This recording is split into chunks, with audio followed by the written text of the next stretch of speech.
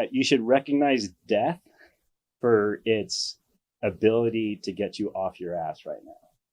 Welcome to the Woodshed. Hey friends, welcome to another edition of the Woodshed. We're in the lobby of CPB, and we've got some awesome guests and a lot to talk about. We've got Tim Parr and Dustin Robertson from Caddis, and we're going to talk about all sorts of stuff. Tim is a serial entrepreneur. I hate to use that phrase on you, but it's a little bit true. He launched a mountain bike clothing company called Swobo, which, if you're a mountain biker, you know it was the shit. And I remember it fondly. You want to start that up again? Next question. He made me promise not to say that. After that, he sold that to Santa Cruz Bicycles and learned to be a musician. Took up an instrument, learned to play bluegrass. Correct?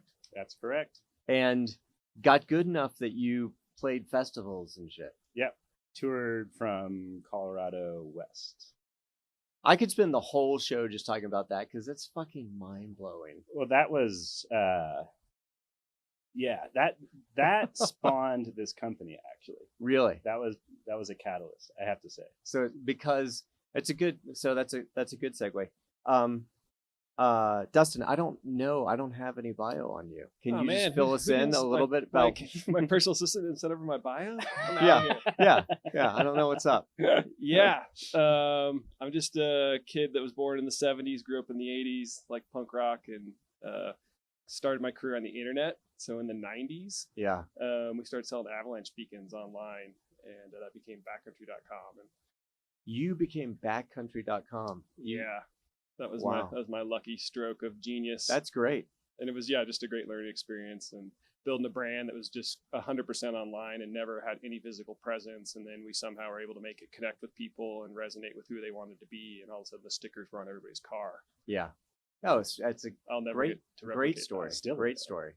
Yeah. And it's like, I love it because it's scrappy, just to your point. Like there was the funded, bunch of .coms, and then they almost all disappeared overnight. And then these other scrappy folks survived because they were already in the mode of survival, and you won the day. So yeah, kudos on that. It was awesome. So yeah, that's awesome. And I met Tim during that time, and I tried to get him to start another bike company, and we did Caddis instead.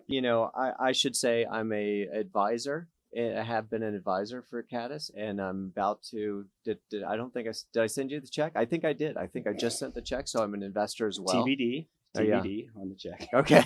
It's in the mail. Yeah, we can't confirm nor deny it's in the mail. These check sending statements. So full transparency. And I ran into the brand and really loved what you're doing. And what's interesting about the brand, just to cut to the chase, and I'd like to know like that genesis moment, but this brand is a brand that celebrates aging. Correct. And that is, what are the other brands out there that celebrate aging? Viagra. I don't know if it celebrates it. It deals with it. Propecia. Rogaine. Charles Schwab. I don't think there are any. Like, there's none that really celebrate. If you really want to get really what we're doing, I always challenged people to name one lifestyle brand that specifically targets people over 40. I mean, if you think of the world that we grew up in, we birthed action sports, right? And through that process was music, art, sports, and we're all a byproduct of that, whether we really know it or don't. I'm still convinced a lot of modern day advertising can be linked back to Thrasher magazine mid 1980s. Yeah. So why not get a brand that recognizes those patterns and sell health and wellness? And you're starting with glasses, reading glasses, because you can't see shit. Yeah. No, it's a great. So this idea of, to me, it's funny. Like, what brands have done this? None. So it's either a great idea or it's a really bad idea. So- you guys must. So early wrestle with on, that. like 2-3 years ago, I had a call with Andy Latz Yeah. from Nixon, and through mutual friends of ours, he agreed to talk to me, and he says, "Okay, this has been really frustrating for me." I'm like, "Why?" He goes, "I can't figure out if this is the stupidest idea I've ever heard, Yeah. or the best idea I've ever heard." He goes, "I still don't know." I feel that way. Even Mhm. now, I'm obviously advising, investing. I'm in, right? And But an I don't know. ambassador too, I might add. Well, thank you for saying that. I don't know that I could really be an ambassador. I don't know what that No, would you mean. you are. Okay. All right. It's technically called an architect and custodian. Okay. Uh-huh. So here's a pair of the glasses. I don't know if, we can zoom in on them, but every time I have them on or have them out, somebody comments. And that was really the kicker for me, was over time just never not getting a reaction. And your premise is essentially don't give up on life. Just because you're aging, Mm-hmm. in a way you have an opportunity. You have a window to give up, right? There's Yeah. 2 doors at 45 or 50 maybe. Mm-hmm. And like, which door are you going to take? And one is Caddis, right? And the other is what? Nap? Yeah, just Napping. yeah. Just what we say, I'm just gonna go have a nice meal, Yeah. and that's like sport. See, I think so. We'll switch gears a little bit out of the company specifically, and just this space of age and aging and our culture. Whoa, it's going big now. And in advertising, advertising is known for being an ageist industry, Mhm. more so than many, but I think many are. As you were talking, I was thinking, this idea wouldn't have worked 10 years ago. It definitely wouldn't have worked 20 years ago. Correct. It might have worked in Japan 20 years ago, but it wouldn't have worked in the US 20 years ago. Absolutely. Different cultures appreciate the, age and aging in different ways. And US culture has been infamous for its celebration of youth culture, period. Yep. Right. But I do feel like, I think your timing might be great, because I think there's a thing happening to the zeitgeist right now, in part because of the composition of, having boomers, which are such a huge generation, right? And then the next generation aging into this space, it sort of forces it economically to matter, and is forcing this sort of cultural change. And I think you're like maybe in just the right space for it. The other, as I researched this just a little bit, just where did it come from? Our ageist mentality. And because you could say it came from advertising, and probably came from advertising, probably came from, It's your fault. yeah, probably came from me, mostly me.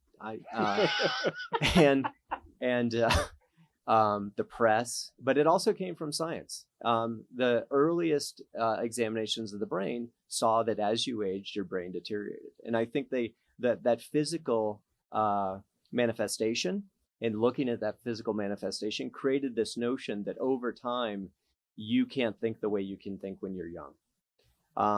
And now the most recent science is showing that it's actually not that cut and dry, that the brain certainly changes and parts of it essentially die. Pathways go away.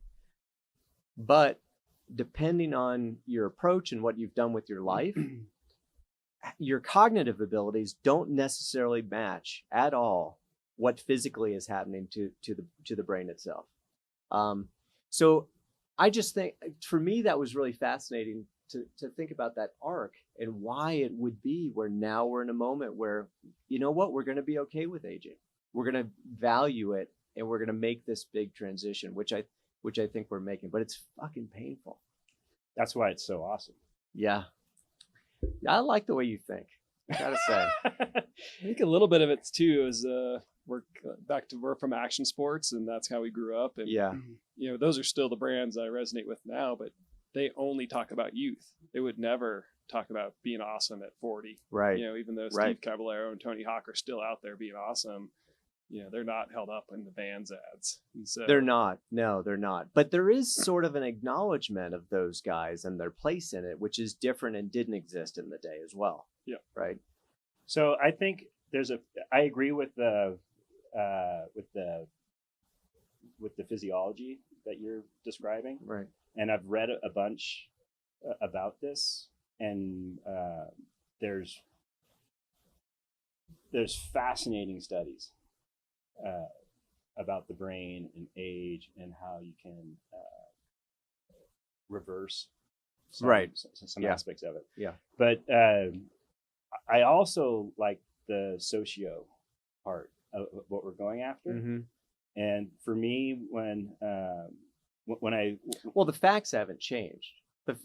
Science has sort of changed in its point of view, right. but the facts haven't changed. No. And so, but what has changed? Culture, right? Exactly. So I believe, like, when you had the 60s and into the 70s, you had the hippies, don't trust anyone over the age of. But you got to realize how big that generation was. So you had hippies, and that was all boomers. That's right. So an enormous amount of the population was under 30.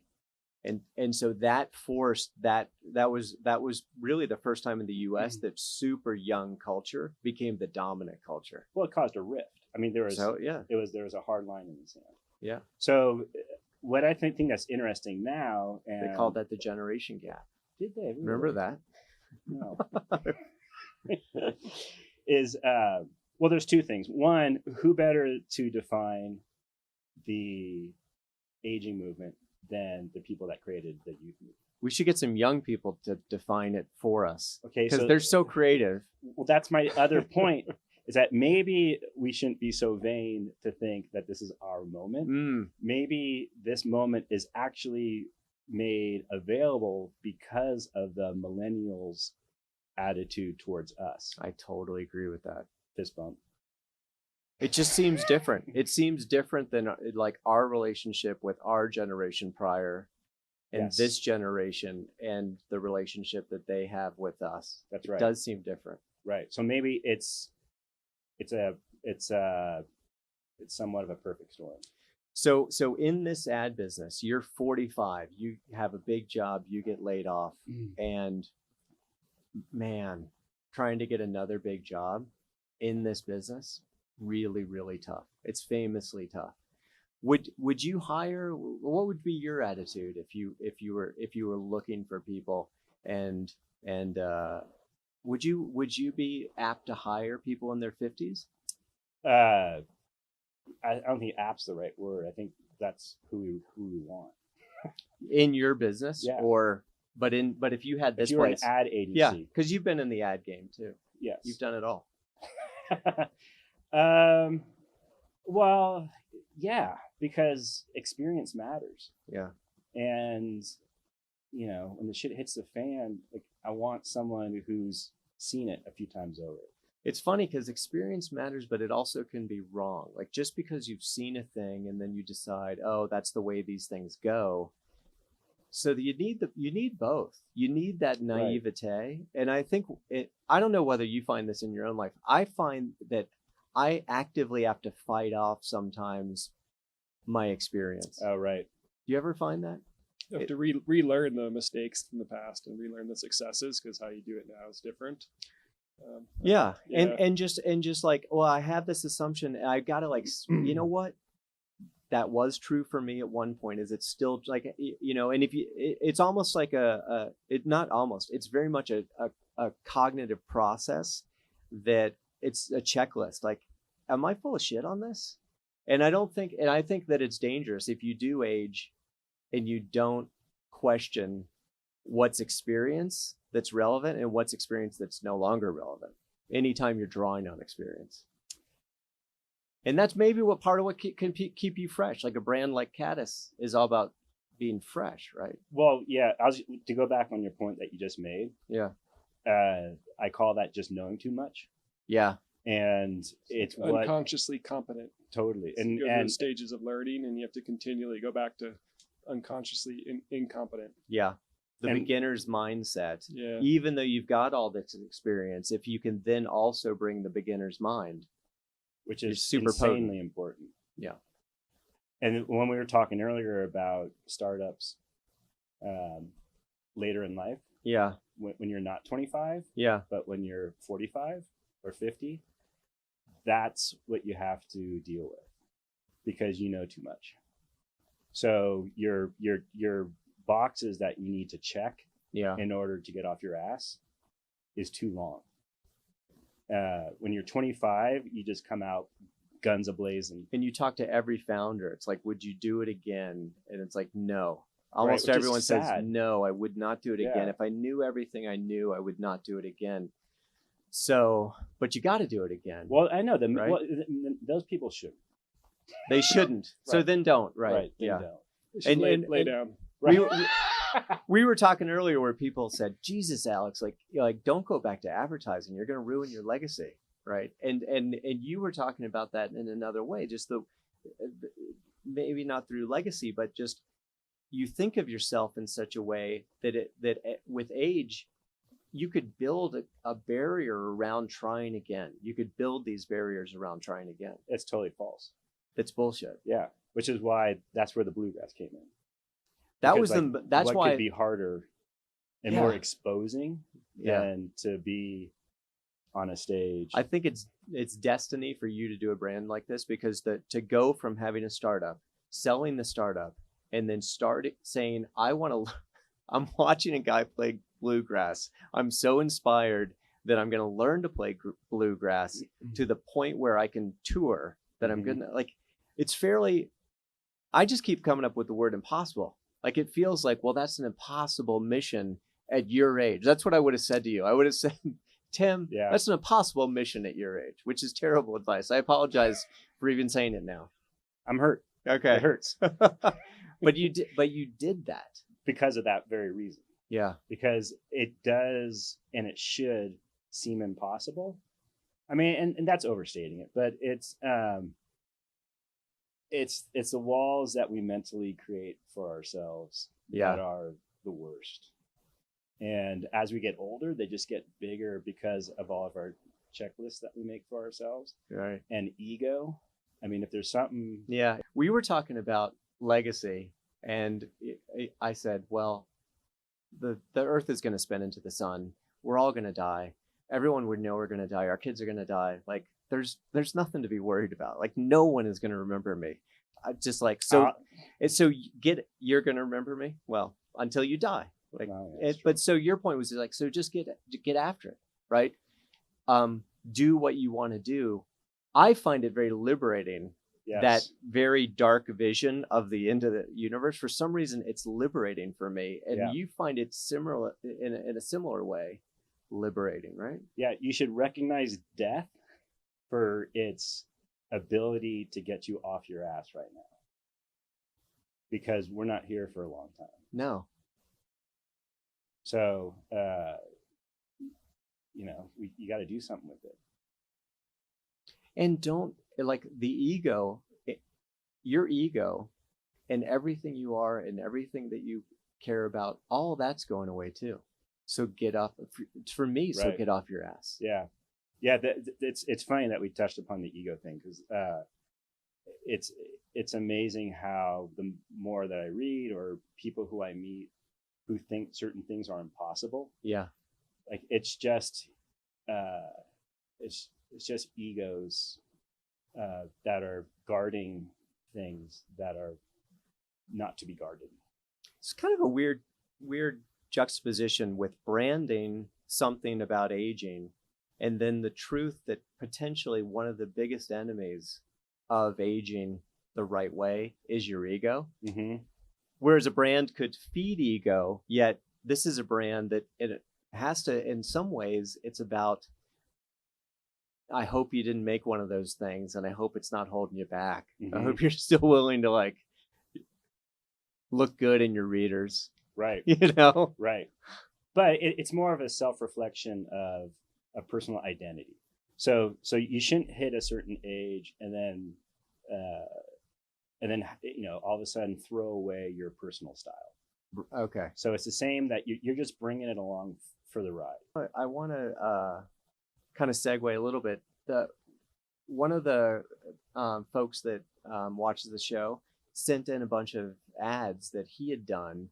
I guess he's faced ageism in his own career, and so he did this campaign. Mm-hmm. So they essentially just have headlines about people who achieve things later in life. So how old do you think Colonel Sanders was when he started his thing? You may know this because you're 70? An expert. 62. Which is, I thought that was, because I guess anybody older than me is really old. You know? So I'm like, man, dude, like, way to go. And he barely got to enjoy it. He was able to have like 3 bites and then he passed. I don't know about that. I'm sure he lived a long time. So Mark Mole did this. Walter Hunt patented the safety pin at 53. Pretty good.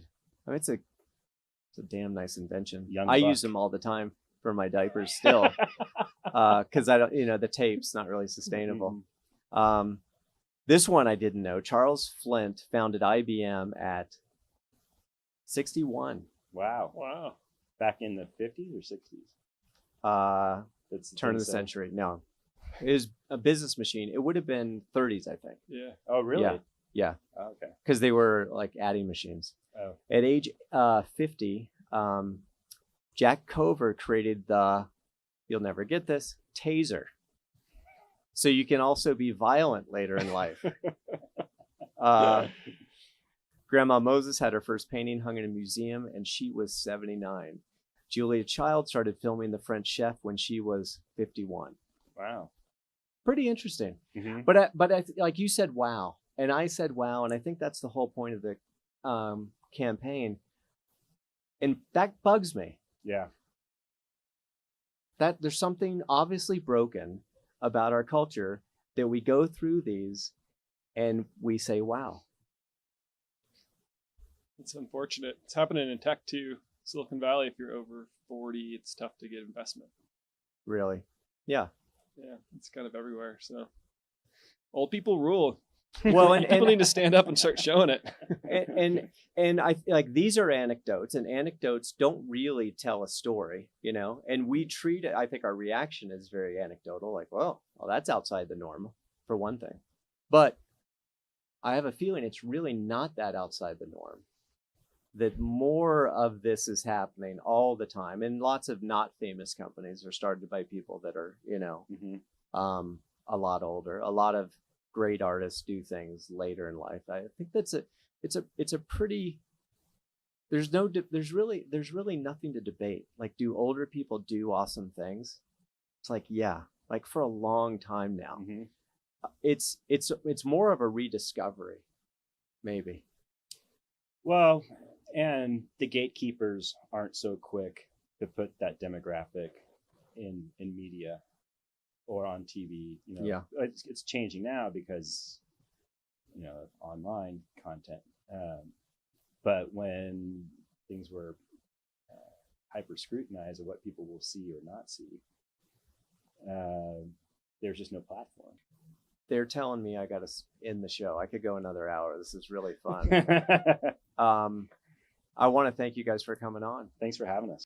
Welcome to the Woodshed.